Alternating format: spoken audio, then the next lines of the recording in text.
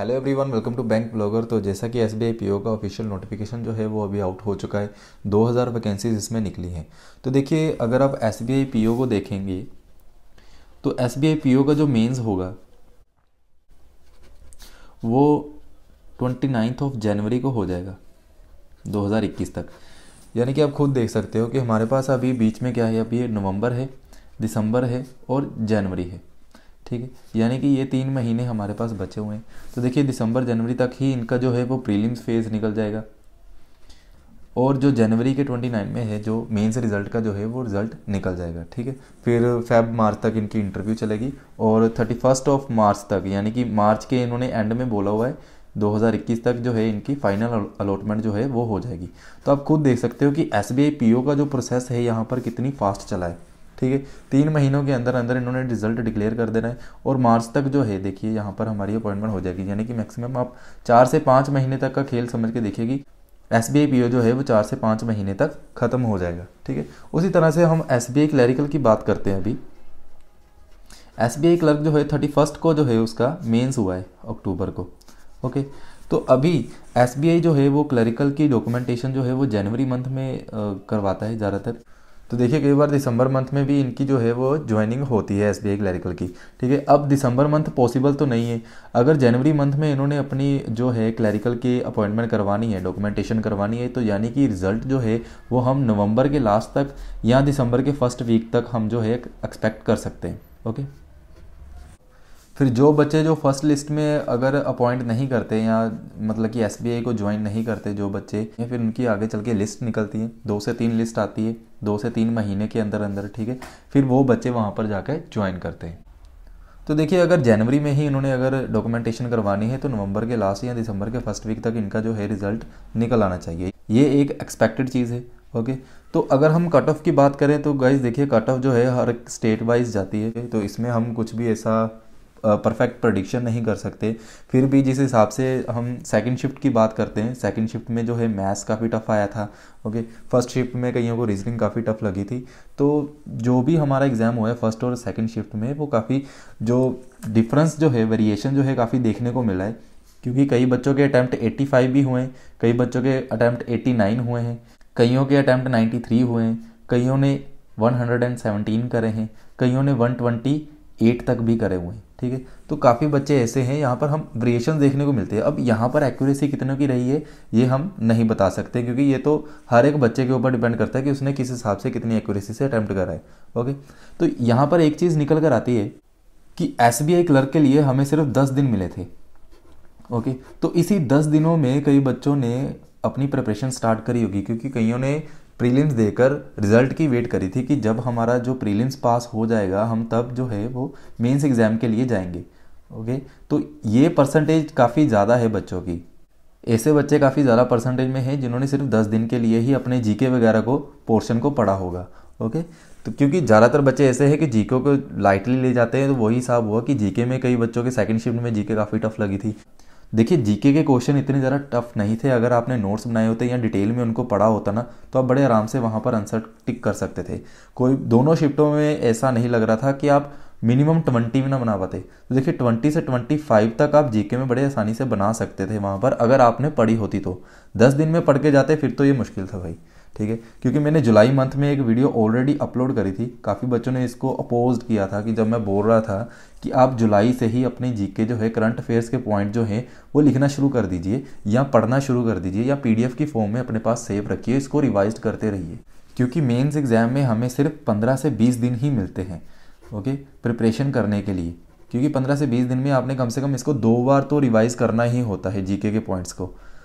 तो काफ़ी बच्चों ने ऐसा अपोज करा कि जीके के पॉइंट कौन लिखता है, हम लोग वीडियोस देख लेंगे, पीडीएफ ऐसे पढ़ लेंगे। तो भाई 10 दिन में अगर आपने प्रिपेयर कर ली होगी तो फिर तो भाई वेल एंड गुड है। तो काफ़ी बच्चों ने इसको अपोज करा था कि करंट अफेयर्स के पॉइंट कौन लिखता है। तो गाइस, जो भी आपको पढ़ाता है ना, जो भी आपको पढ़ाता है यूट्यूब पर या कहीं पर भी वेबसाइट पर, अगर आप देखोगे वो पहले खुद उनको डिटेल में लिखते हैं, नोट डाउन करते हैं, तभी वो आपके लिए प्रेजेंट करते हैं ताकि आप एग्ज़ाम में अच्छा स्कोर कर पाएँ।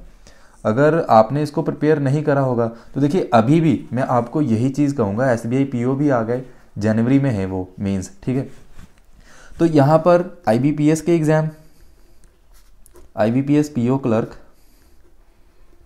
अपने आरआरबी के पीओ क्लर्क यानी कि स्केल 1 और ऑफिस असिस्टेंट, ठीक है। ये भी जो है हमारा जनवरी टू फेब, ये यहाँ तक हमारी डेडलाइन जो है। फेब मंथ के बाद हमारा कोई भी रिटर्न एग्जाम नहीं होगा। बैंकिंग की स्ट्रीम को की बारे में बात कर रहा हूँ मैं, ठीक है। इंश्योरेंस या एसएससी की बात नहीं कर रहा हूँ, बैंकिंग की बात कर रहा हूँ। तो जनवरी और फेब तक जो है हमारे एग्ज़ाम जो है पूरे ख़त्म हो जाएंगे। तो इसके लिए अभी भी मैं आपको यही कह रहा हूँ कि कम से कम आप अक्टूबर मंथ से जनवरी मंथ तक, जनवरी 31 तक अपनी करंट अफेयर्स के पॉइंट कीजिए। करंट अफेयर्स में आपके फाइनेंशियल अवेयरनेस के पॉइंट आ जाते हैं, ठीक है। आपकी अपॉइंटमेंट आ जाती है, डेथ वाले क्वेश्चन जो है वहाँ पर वो बनते हैं, ठीक है। स्पोर्ट्स के पर्सन वहाँ पर क्वेश्चन वहाँ पर बनते हैं। फिर हमारी सबमिट जहाँ पर हुई होती है वो क्वेश्चन बनते हैं। डेज और थीम्स के क्वेश्चन यहाँ पर बनते हैं, और भी बहुत सारे क्वेश्चन करंट अफेयर्स के पॉइंट्स पे बनते हैं। तो पीओ की अगर बात करूँ, चाहे वो आईबीपीएस हो या एसबीआई हो या फिर वो आरआरबी का पीओ, तो उसमें से ज़्यादातर करंट अफेयर्स के पॉइंट बनते हैं। स्टैटिक और बैंकिंग इसके पॉइंट बहुत कम आते हैं, ठीक है, क्योंकि 40 क्वेश्चन पूछते हैं वो पीओ में। तो 40 क्वेश्चन करंट अफेयर्स के ऐसे होंगे जो अगर आपने डिटेल में पढ़े होंगे तो ही आंसर दे सकते हो। क्योंकि एसबीआई क्लैरिकल में भी आपने नोट डाउन कर लिया होगा कि कुछ क्वेश्चन ऐसे थे, जैसे उन्होंने 3rd रिचेस्ट पर्सन पूछा हुआ था इंडिया का, तो इस हिसाब से क्वेश्चन बनते हैं। फर्स्ट का तो जवाब हर किसी को पता होता है क्योंकि उन्होंने पढ़ लिया होता है, तो ऐसे सेकंड और थर्ड का बताना ये थोड़ा सा मुश्किल हो जाता है। इसलिए हमें जीके को जो है वो ज़रा लाइटली नहीं लेना चाहिए। एसबीआई क्लैरिकल में भी जीके एक बहुत बड़ा रोल प्ले करेगी, क्योंकि जो कट ऑफ होती है वो एग्रीगेट जाती है, सेक्शनल नहीं जाती, ठीक है। बट आईबीपीएस में ऐसा नहीं होता। अगर आपने चाहते हो कि आप भी मेरिट लिस्ट में आओ, 100 नंबर तक अगर हमने अटैम्प्ट करना है, तो गाइज हमें अपने जीके के ऊपर भी ध्यान देना होगा, ओके। तो ये मेन चीज़ आती है कि आप अक्टूबर मंथ से जनवरी तक कम से कम अपनी जीके करंट अफेयर्स के पॉइंट प्रिपेयर कीजिए। 4-5 साइट है, आपको पता है। आप अगर लिख रहे हो तो सबसे बढ़िया है, अगर आप यूट्यूब के ऊपर ही देख रहे हो तो उनको याद कीजिए, क्योंकि कम से कम एग्ज़ाम के टाइम पर अगर मैं बात करूँ तो 3 बार तो कम से कम हमें रिवीजन देनी पड़ेगी इनको, तभी हमें ये पॉइंट्स जो है वो याद रहेंगे। और एक बात यहाँ पर ऐड करना चाहूँगा कि आप लोग जो है वो हमारा जो फैब में एक बजट आया था वो भी करोगे। फिर जो मई मंथ में एक 20 लाख करोड़ का जो पैकेज निकाला था, उसमें जो एमएसएमई की डेफिनेशन थी वो भी आप पढ़ के जाओगे, वो भी आप ज़रूर करना। फिर जैसे जनवरी 31 और हमारा जो क्लैरिकल जो होगा वो भी शायद फैब में है, तो उसके लिए आपने क्या करना है, आपने जो 1 फैब को फिर दोबारा बजट आएगा वो भी पूरा हॉट टॉपिक रहेगा उसके लिए, ओके। तो इसमें से क्वेश्चन बनेंगे ही, तो आपने ये सब अपने टिप्स पे करके जाने, ओके। जिस हिसाब से एसबीआई क्लर्क मेंस की जो शिफ्टें गई हैं दोनों, ठीक है, पेपर काफ़ी लेंथी आया था, और पिछले साल से अगर कंपेयर किया जाए तो थोड़ा सा टफ पेपर था।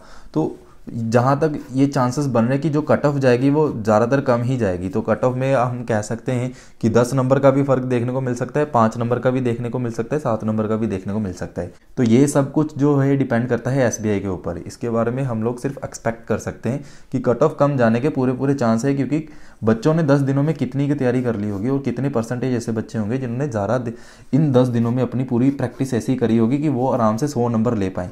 वो बहुत कम बच्चे होंगे। तो इसलिए जो कट ऑफ जाएगी स्टेट वाइज, किसी स्टेट की 80 कट ऑफ भी जाती है, किसी की 89 भी जाती है, तो वो ये एक्सपेक्ट कर सकते हैं कि कट ऑफ जो है वो 5 से 10 नंबर का फ़र्क आ सकता है उसमें से, ठीक है। बट ये यहाँ पर एक्सपेक्टेड है, कोई भी एक फैक्ट के बारे में बात नहीं कर रहा हूँ, ये हम प्रिडिक्ट कर रहे हैं इसके बारे में, ओके। तो देखिए आने वाले अभी आप एग्ज़ाम के लिए अपनी प्रिपरेशन जो है वो स्टार्ट कर दीजिए। तो एक बार आप जीके के पॉइंट को ज़रूर कंसीडर कीजिएगा, क्योंकि पिछली बार भी मैंने जुलाई मंथ में यही बोला था कि आप इन सब चीज़ों को लिख लीजिए, क्योंकि हमारे पास जब मेंस का टाइम आता है तो 15 से 20 दिन ही मिलते हैं। तो एसबीआई ने सिर्फ आपको 10 दिन दिए थे, तो 10 दिन में आपने कितनी की प्रैक्टिस कर ली होगी ये आपको बेटर पता होगा। बाकी देखिए रिजल्ट जो है हम लोग नवंबर की लास्ट या दिसंबर तक जो है एक्सपेक्ट कर सकते हैं, और जो भी फिर ऑफिशियल अनाउंसमेंट होगी एसबीआई के द्वारा वो आपको वीडियो के थ्रू पता चल ही जाएगा।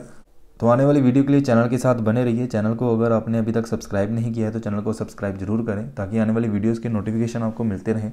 मिलते हैं नेक्स्ट वीडियो में। Till then take care.